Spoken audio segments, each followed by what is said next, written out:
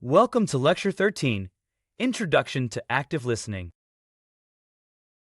Active listening means giving your complete attention to the speaker, making an effort to truly understand their message, responding in a meaningful way, and remembering what was said. It goes beyond just hearing words, it's about being present and engaged. Active listening is important because it helps build trust and respect between people. It reduces misunderstandings, strengthens relationships, and leads to better problem solving in both personal and professional settings. Unlike passive listening, where you simply hear words without much thought, active listening requires you to be engaged and responsive. Passive listeners are easily distracted, while active listeners give focused attention to the speaker. The key elements of active listening include paying close attention, showing the speaker you're listening, providing feedback, holding back judgment, and responding in a way that shows understanding.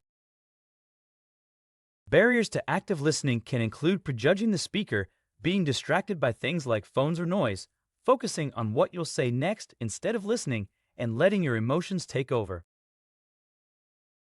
Engage with eye contact.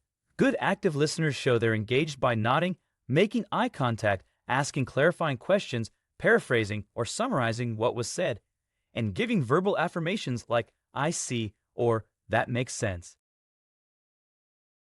In the workplace, active listening leads to fewer conflicts, better teamwork, increased productivity, and stronger leadership. It helps everyone feel heard and valued. Active listening also benefits your personal life by helping you build deeper connections, show more empathy, strengthen friendships, and improve family relationships. There are some myths about active listening, like thinking it's just about being quiet, that anyone can do it easily, or that it takes too much time. In reality, it's a skill that takes practice and intention. To start practicing active listening, eliminate distractions, make eye contact, listen without interrupting, and take a moment to reflect on what the speaker has said before responding.